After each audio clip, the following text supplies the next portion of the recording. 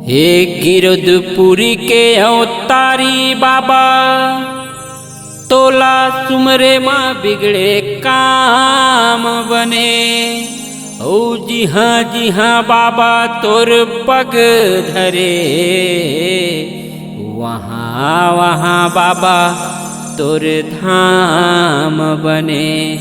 ओ वहाँ वहाँ बाबा तोर धाम बने। बोल परम पूज्य गुरु घासीदास बाबा की जय। अब का करबो संगी नाच को।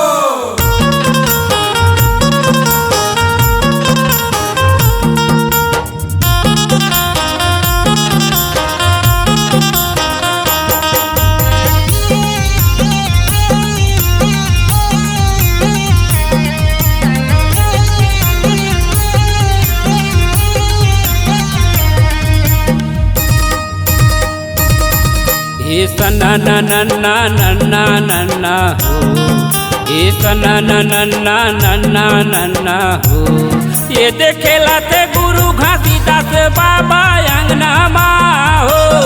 ये दे नाचा थे गुरु घासीदास बाबा अंगना माँ हो। ए सना ना नन्ना नन्ना नन्ना हो, ए सना ना नन्ना नन्ना नन्ना हो।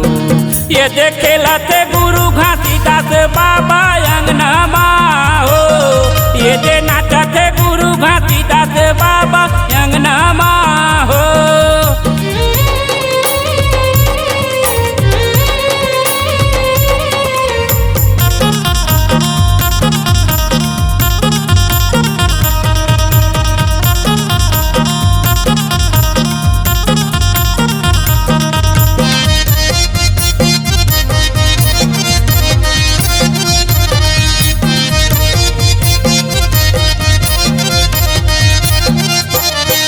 ए महबू के लाला यमरो तिंदुलारा, तिंदुलारा यमरो तिंदुलारा। गरमा वो पहने है कंठियो माला, कंठियो माला कंठियो माला। ये दे महबू के लाला यमरो तिंदुलारा, तिंदुलारा यमरो तिंदुलारा।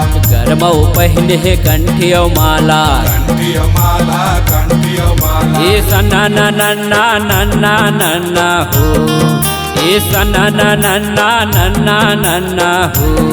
ये देखेला ते गुरु घासीदास बाबा अंगना माँ हो। ये दे नाचा थे गुरु घासीदास बाबा अंगना माँ हो।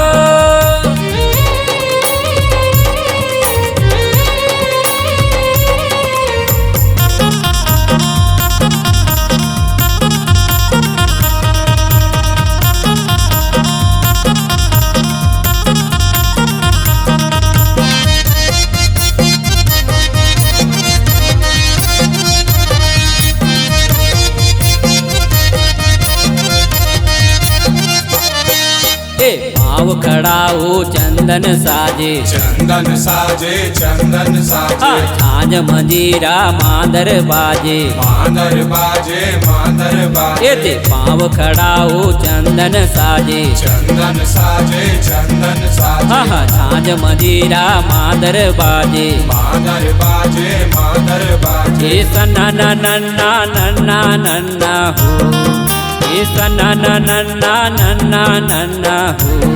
ये देखेला ते गुरु घासीदास बाबा अंगना माँ हो। ये दे नाचा थे गुरु घासीदास बाबा अंगना माँ हो।